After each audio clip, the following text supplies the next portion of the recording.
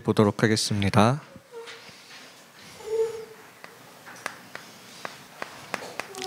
에스겔서 47장 1절에서 5절입니다. 이거 소리 조금만 더 키워주시면 감사합니다. 에스겔서 47장 1절에서 5절입니다.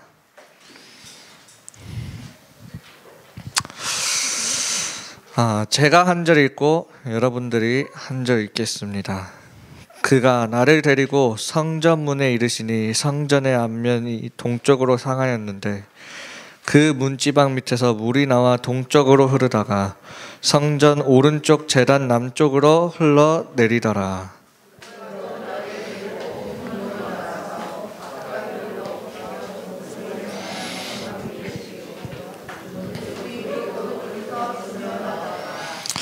그 사람이 손에 줄을 잡고 동쪽으로 나아가며 천척을 측량한 후에 내게 그 물을 건너게 하시니 물이 발목에 오르더니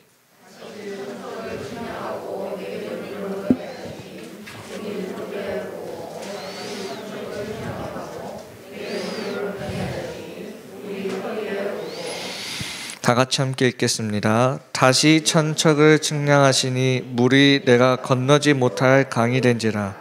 그 물이 가득하여 헤엄칠 만한 물이요 사람이 능히 건너지 못할 강이더라. 아멘. 오늘 제목은 10가지 발판.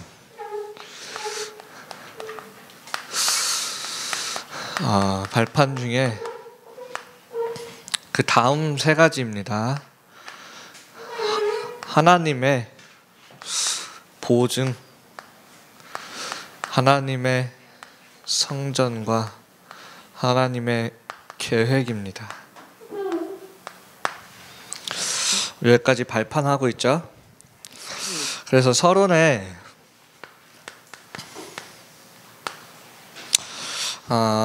복음 하나로 사람을 살리는 자라고 했습니다.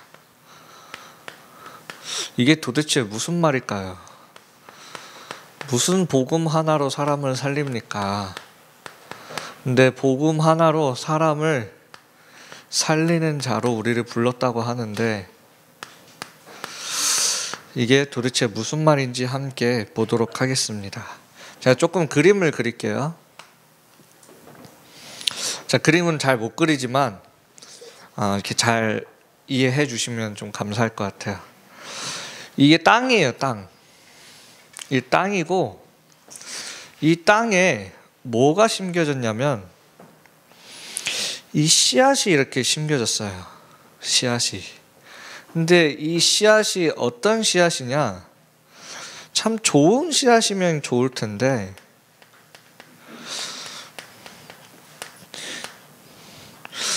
불순종의 씨앗이 심겨졌습니다.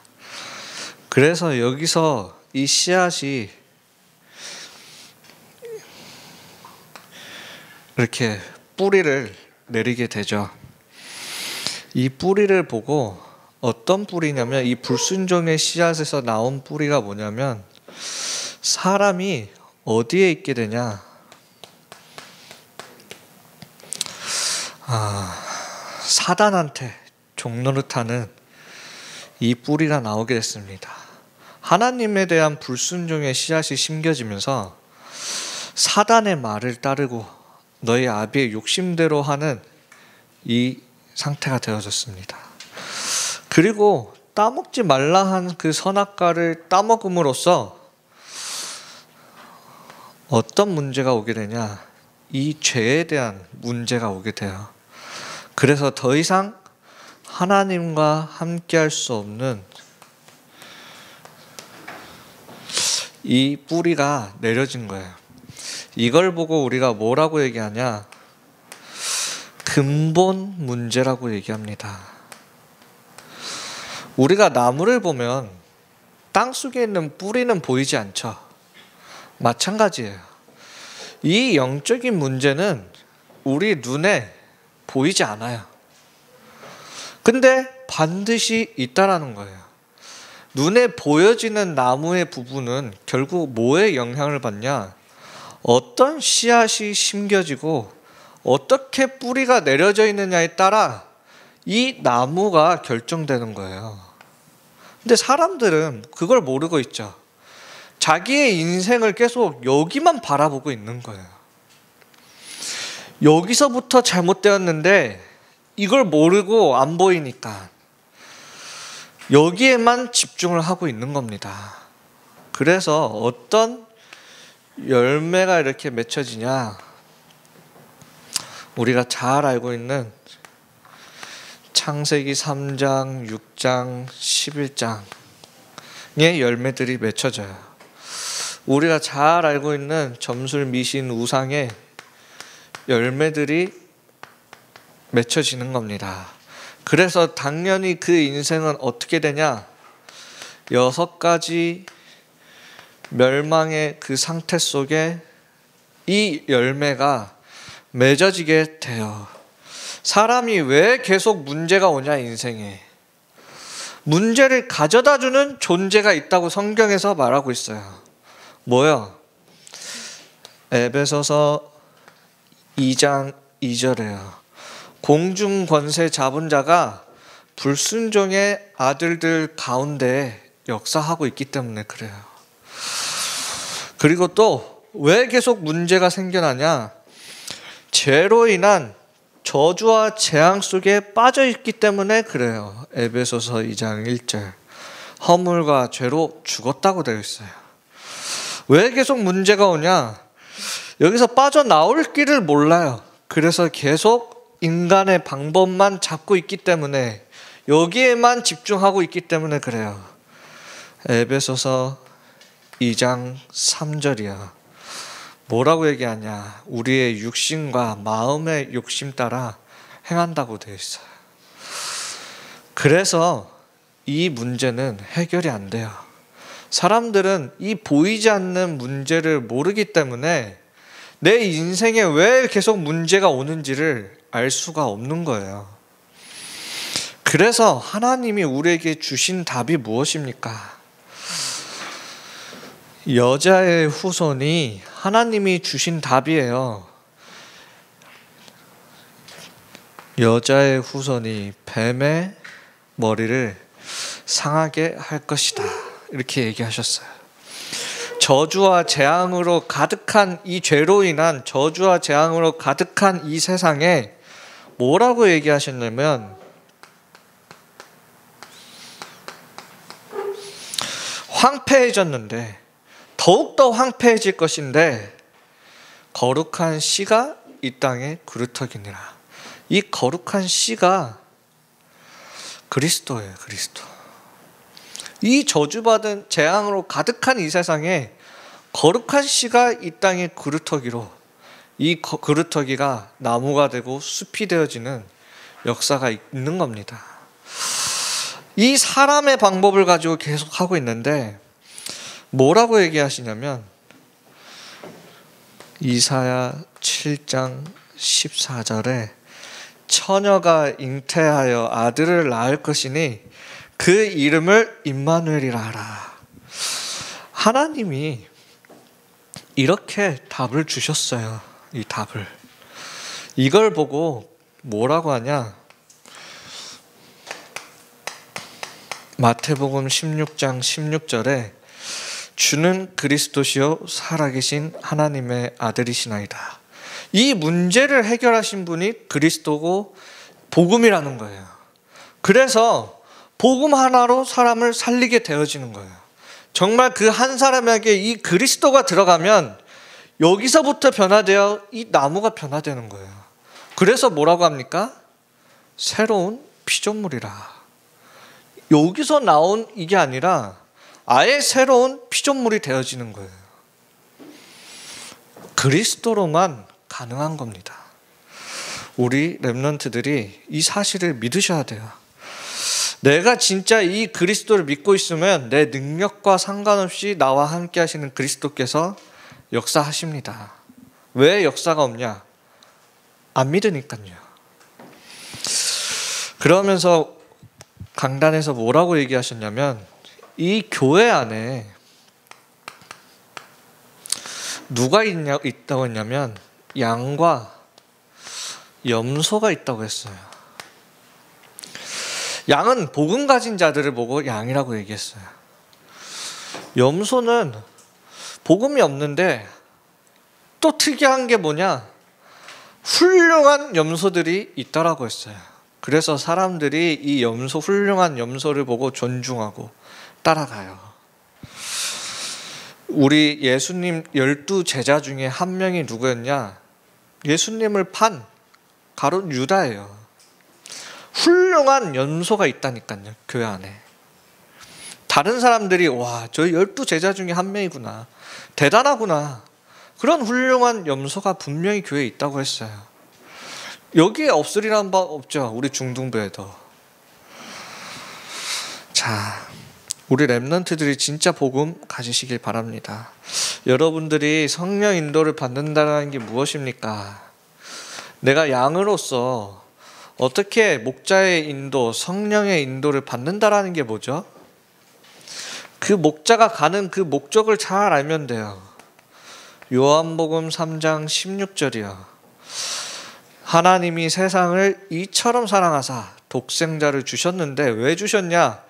멸망치 않고 영생을 얻게 하려 하심이라. 우리가 성령 인도를 잘 받는다는 것은 무슨 말이냐면 내가 있는 이 자리가 나를 살리는 자리여야 돼요. 여러분들이 어디에 있어야 되냐면 나를 살리는 이 자리에 있어야 되는 게 중요해요. 영생을 얻고 사는 게 하나님의 목적이기 때문에 그래요. 하나님이 인도하시는 그 방향이 뭐냐? 멸망치 않고 영생을 얻게 하는 게 하나님의 목적이고 방향이에요. 그래서 내가 있어야 되는 자리가 어디냐? 나를 살리는 자리에 있어야 되는 거예요. 또 어디에 있어야 되냐? 교회를 살리는 자리에 있어야 돼요.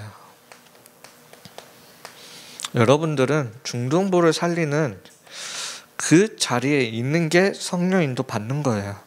또 뭐냐? 현장을 살리는 그 자리에 있으라는 거예요. 그러면 내가 잘 성령 인도를 잘 받고 있다는 거예요. 이 현장에 있는 영혼을 살리는데 살리는 자리에 있으라는 거예요. 내가 이 자리에 있으면 성령 인도 받고 있는 거예요. 내가 이 자리에 없으면 성령 인도를 놓치고 살아가는 거죠. 우리 렘넌트들이 내가 지금 어디에 있는지를 한번 잘 확인하시길 바랍니다. 자, 본론입니다. 자, 하나님의 보증이라고 했어요. 보증.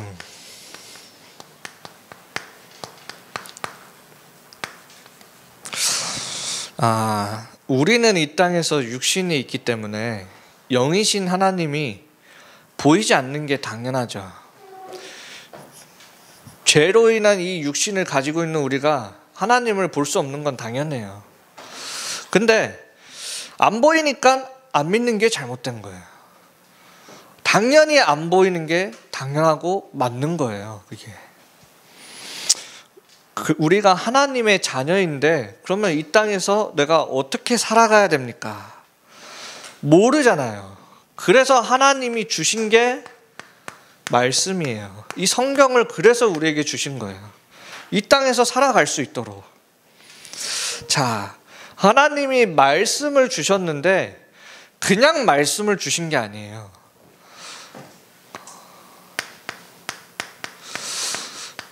언약의 말씀을 주신 거예요.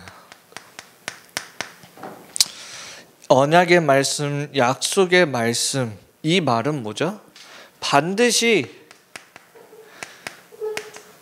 성취될 것이다라는 이 언약의 말씀으로 우리에게 주신 거예요. 우리의 인생이 어디에 있냐? 언약의 말씀을 주심과 그 성취 속에 우리 인생이 그 안에 있는 거예요. 한마디로. 이 속에서 살아갈 수 있도록 이렇게 하나님이 주신 거예요. 그래서 하나님이 맨 처음 하나님을 떠난 인간에게 주신 언약이 뭐냐? 여자의 후손이 와서 뱀의 머리를 상하게 할 것이다. 이 언약의 말씀을 주신 거예요. 그러니까 그 여자의 후손이 누구냐? 처녀가 잉태하여 아들을 낳을 것이니 그 이름을 임마누엘이라 하라. 그 처녀가 잉태하여 아들을 낳았는데 어디서 성취되었냐? 마태복음 1장 23절에요. 똑같이 나와 있어요. 700년 전에 예언되었던 이 말씀이 마태복음 1장 23절에 처녀가 잉태하여 아들을 낳을 것이니 그 이름을 임마누엘이라 하라. 말씀이 여기서 성취가 되어져요. 그러면서 뭐라고 되어 있냐? 오셔가지고 어떤 일을 하시겠다라고 되어 있냐? 마태복음 16장 16절에 이 그리스도의 일을 하시겠다라는 거예요. 그리고 뭐라고 하시냐면 땅 끝까지 이르러 내가 너희와 항상 함께 하겠다, 이렇게 얘기해요. 그러면서 사도행전 1장 11절에 너희가 본 그대로 예수님이 다시 오시겠다라는 또 언약의 말씀을 주셔요. 언제 오시느냐? 마태복음 24장 14절에요. 어떤 환란이든 다 일어날 건데 그때 끝이 나는 게 아니라 모든 족속에게 이 천국 복음이 들어가면 끝이 온다라고 되어 있어요. 하나님은 이 세상을 창조하실 때부터 시작과 끝을 이미 다 알고 이 말씀을 주셨어요. 하나님 자녀의 인생이 어디에 있냐? 이 여정 속에 있는 거예요. 이 여정 속에. 이 속에서 살아가는 거예요. 한마디로 말하면 로마서 16장 25절에서 27절이에요. 영세전에 감춰졌다가 이제 나타내신 바 되었으니 세세 무궁토록 영광을 받을지어다. 우리 인생이 이 속에 있는 겁니다. 하나님의 말씀, 이 언약의 성취 속에 하나님의 자녀들이 있는 거예요. 그래서 성경에 보면 많은 인물들이 적혀져 있는 거예요. 그래서 분명히 성경에는 나와 있어요. 하나님 나라의 생명책에 우리 이름이 기록되어 있다고. 이 여정 속의 주인공들로 여러분들의 이름이 기록되어 있다고 성경에서 말하고 있어요. 그게 하나님 말씀의 보증이에요. 여러분들이 이 말씀을 언약으로 잡고 내가 이 속에 있으면 문제가 와도 문제가 아니에요. 어려움이 와도 어려움이 아니게 됩니다. 이거 놓치고 사니까, 이거와 상관없이 사니까 문제가 문제인 거예요. 자, 그러면서 하나님의 성전입니다. 이 말씀이, 당연히 말씀이 있으면, 이 언약이 있으면 언약을 담는 성전이 있는 거예요. 이 언약을 붙잡은 사람을 보고 바로 내가 이 언약을 붙잡았는데 하나님은 너희가 하나님의 성전인 것을 알지 못하느냐. 내가 하나님의 성전이래요. 성전 안에 언약궤가 말고 우상이 있으면 그건 신전입니다. 아무리 허름해도 그 안에 언약이 있으면 그게 성전이에요. 내 모습이 지금 아무리 허름하고 초라해도 세계복음하기에 그 안에 언약이 있으면 그건 성전이에요. 하나님은 성전을 통하여 이 여정을 이루어 나가시는 거예요. 그래서 내가 성전이라는 걸 잘 아셔야 돼요. 어떤 축복을 주셨냐? 네 반석 위에 내 교회를 세우리니 음부의 권세가 너를 해하지 못할 것이다. 분명히 마태복음 24장 14절에 나와 있거든요. 수많은 재앙과 기근이 올 것이지만 천국 복음이 증거돼야 끝이 온다. 이 말은 뭐냐면, 만약 세상이 재앙과 기근과 전쟁과 이런 걸로 만약 종말이 된다면 그거는 사단의 주권이겠죠. 천국 복음이 모든 족속에게 증언돼야 끝이 온다라는 게 뭐냐? 하나님의 절대 주권을 얘기하는 거예요. 절대 사단이 뛰어넘을 수 없는 하나님의 주권이에요. 내가 하나님의 성전으로 서면 음부의 권세가 너를 해하지 못할 것이다. 그러면서 뭐라고 얘기하시냐면 내가 천국 열쇠를 내게 주노니 네가 땅에서 매면 하늘에서도 매일 것이요 땅에서 풀면 하늘에서도 풀릴 것이다. 이 기도 응답이 도대체 무엇입니까? 이 기도 응답이라는 게 무슨 말이에요? 어떤 응답을 얘기하는 거죠? 하늘에서도 도대체 풀린다는 게, 땅에서 매이는 건 또 뭐예요 도대체?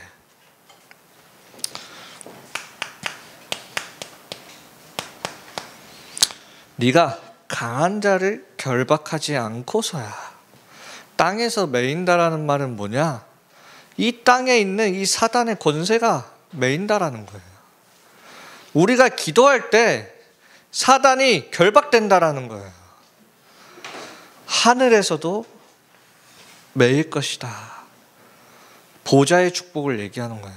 우리가 땅에서 사단 결박을 기도했는데 하늘에서도 매인다니까요.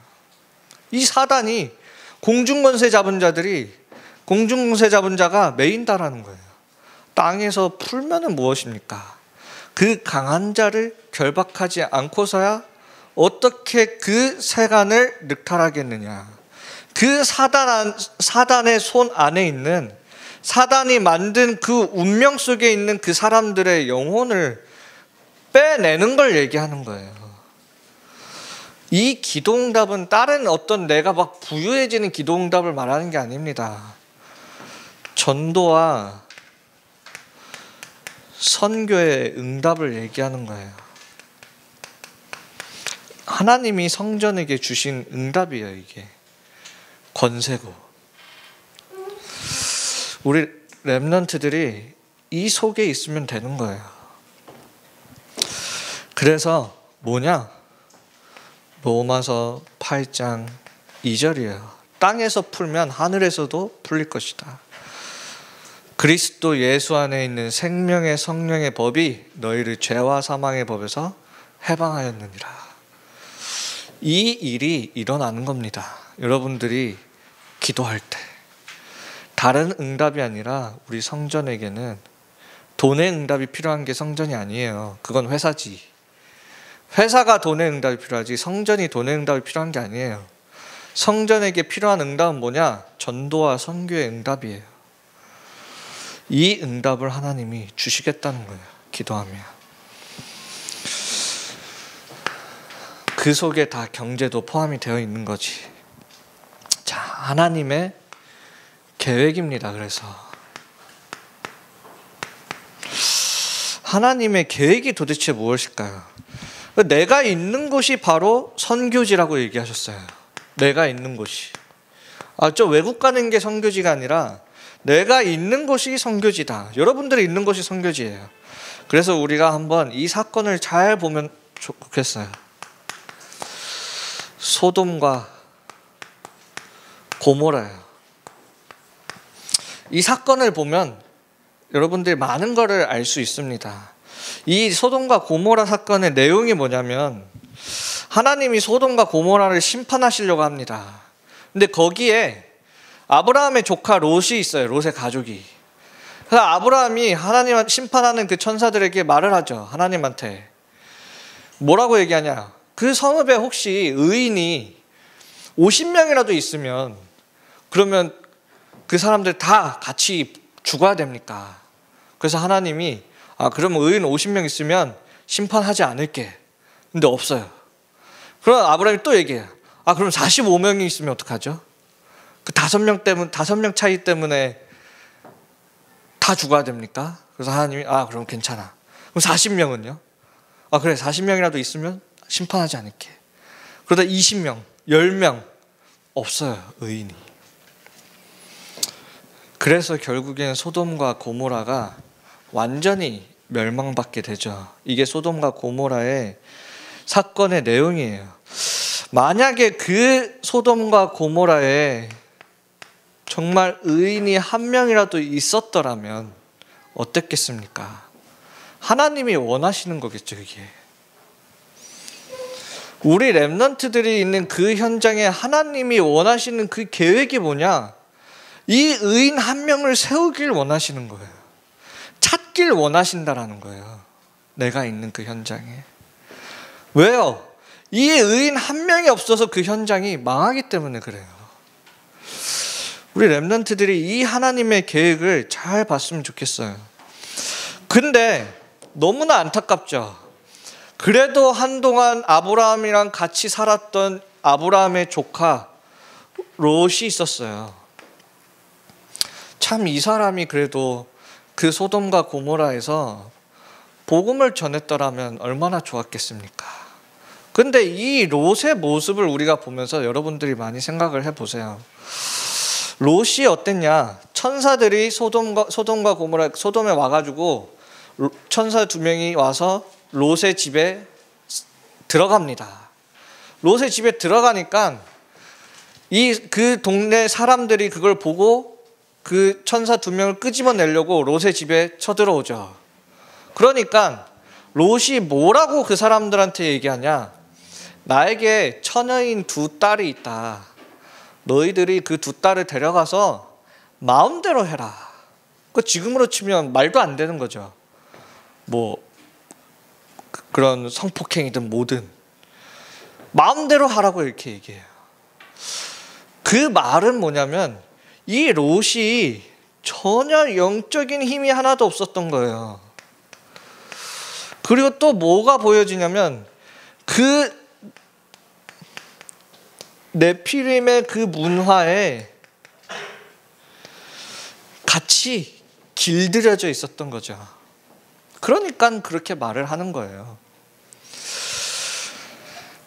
우리 노아의 사건도 보면 창세기 6장 2절에 보면 하나님의 아들들이 세상의 딸들의 아름다움을 보고 쫓아가였다. 롯의 상태예요, 이게. 롯의 상태. 멸망할 수밖에 없었어요, 그 현장이. 정말 그 당대에 의인 한 명, 노아라는 한 명이 있었으면 방주 운동이 있을 텐데 의인 한 명이 없었던 소돔과 고모라예요. 여러분들이 있는 그 현장에 하나님이 원하시는 그 계획이 뭐냐? 성적을 높이는 게 아니에요. 이 의인 한 명을 찾아 세우라는 거예요. 그게 하나님이 원하시는 거예요. 내가 롯처럼 이 세상 문화에 완전히 찌들려 길들여져 있으면 안 된다라는 거예요. 여러분들이, 우리 렘넌트들이 잘 붙잡길 바랍니다. 결론입니다. 전도학에서 얘기했죠. 전도 이전에 뭘 사랑하라? 영혼을 사랑하라고 했습니다. 전도 이전에 영혼을. 세상이 망하는 이유는 2가지예요. 2가지. 뭐냐? 사도행전 4장 12절에 다른 이로서는 구원을 받을 수 없나니 천하 사람 중에 구원을 받을 만한 다른 이름을 우리에게 주신 적이 없다고 되어 있는데, 이 세상이 지금 뭐하고 있냐? 다른 이름을 붙잡고 있는 거예요. 그래서 망해요. 2번째 이유가 뭐냐? 그리스도 가진 우리들이 영혼을 사랑하는 마음이 없어요.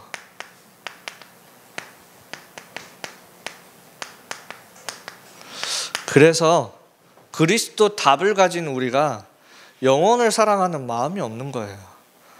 세상 문화를 사랑하는 거예요. 복음 가지고. 네피림 시대죠. 지금 네피림 시대가 이미 오고 있잖아요. 똑같이. 이 2가지가 아주 재앙의 톱니바퀴처럼 맞물려서 아주 잘 굴러가고 있는 거예요. 그러니까 세상은 망할 수밖에 없는 거예요. 점점 더 시대는 발전하는데 사람들은 점점 더 고통 속에 살아가는 거예요. 여러분들이 이 사실을 잘 알면서 뭘 하셔야 되냐면, 내가 어떻게 영혼을 사랑하는 마음을 어떻게 얻지? 왜 없냐? 내가 받은 이 그리스도에 대한 집중이 없어요. 하나님이 나에게 준 이 그리스도가 도대체 무엇입니까? 뭐예요? 이 그리스도보다 더 큰 것들이, 다른 것들이 더 많잖아요.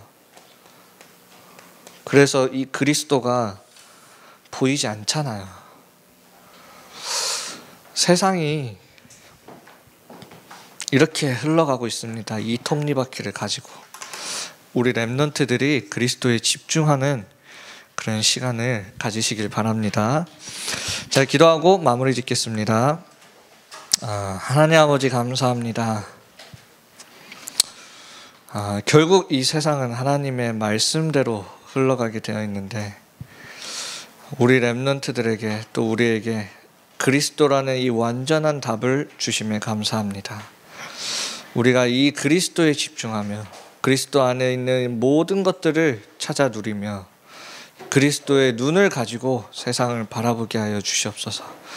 그래서 내가 있는 그 현장에 사단과 운명과 사주팔자에 매여 있는 이 불신자들을 그리스도의 이름으로 그 속에서 빠져나오게 하는 우리 전도자로 서게 하여 주시옵소서. 하나님께 예물 드립니다.